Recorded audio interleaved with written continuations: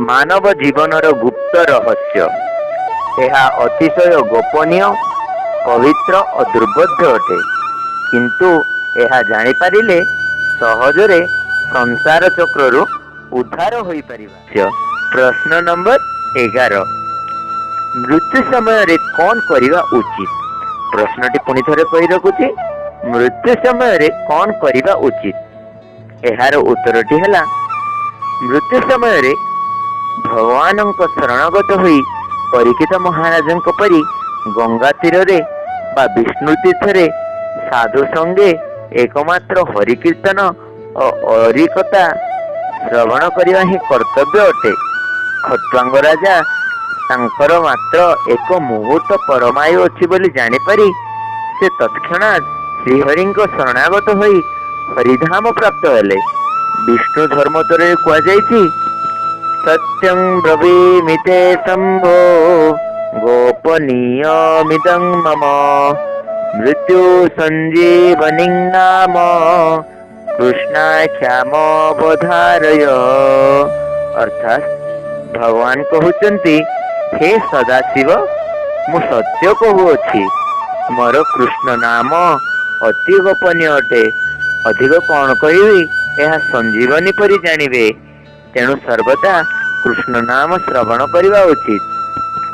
प्रश्न नंबर 12 पुत्र कन्या पति पत्नी पिता माता और स्वजन बांधवों को मृत्यु रे शोक हुए कहीं। प्रश्नटी पुनि थरे कहि रखुछि पुत्र कन्या पिता पत्नी माता पति पत्नी और स्वजन बांधवों को मृत्यु रे शोक हुए कहीं।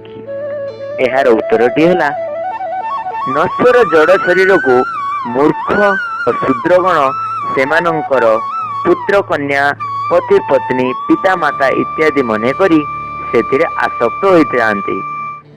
आसक्तिरु मोह बा अज्ञानित जात हुए फलरे उक्त जड़ देह विनष्ट हेले सेमानंकर बंधु विनष्ट ହେଲା ବୋଲି ସେମାନେ ଭାବନ୍ତି। एहीपरि अज्ञानरु शोकरे अभिभूत होई जांती किंतु पंडित गण एथिरे कौनसी प्रकार शोक करती नहीं। यथा प्रमाण धीर तत्र न मुह्यति गीतार द्वितीय अध्याय रे वर्णना करा जायछि। जेउ माने एई नश्वर देह को निजर बोली भावी शोकरे अभिभूत हुअन्ति सेमाने थरे भावी देखिबा उचित प्रकृत रे एई देहटी काहार एई देहर प्रकृत सत्वाधिकारी किए जदि विचार करी देखिबा ताहाले एही देहर बहु सत्वाधिकारी अछंती बोली मने हुए किंतु परिणाम रे देखा जाए देह काहार नुहे। जेउ माने अन्न जल दान करी एई देह को पोषण करंती सेमाने मने करंती एई देहटी आमर। जेउ माता एहा को 10 मास गर्भरे धारण करे से मने करे ए शरीरटी मोर। जेउ पिता गर्भधान कराए से भावे एई शरीरटी मोर।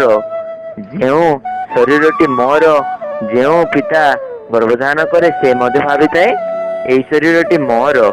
बलवान पुरुष एही शरीर को बलपूर्वक काम रे लगाई दे से मध्य भावे ए शरीरटी मोर। आउ जिए एहा को मूल्य देई खरीद करिने से मध्य भावे ए शरीरटी मोर। दाउ दाउ होई जळुथिबा चितारे एही शरीर जळी भस्म होई जाए एही चिता मध्य भावे एही शरीर को मोर। मृत्यु परे कुकुर शृगाल माने एहा को खाई खूब आनंदित होइतांदी तेणु सेमाने मध्य भावन्ते शरीरटी आमर किंतु प्रकृत रे शरीर काहार नुहे।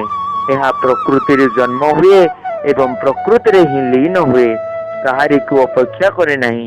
तेणु विवेकी पुरुष माने शरीर निजर बोली भावी एथिरे शोक करिवा उचित नुहे। प्रश्न नंबर 13 मनुष्यर जावतीय दुख कष्ट अभाव अशांति रोग शोकादिर मूल कारण कौन। प्रश्नटी पुनि थरे कहि रखुछि मनुष्यर जावतीय दुख कष्ट अभाव अशांति और रोग शोकादिर मूल कारण कौन अटे।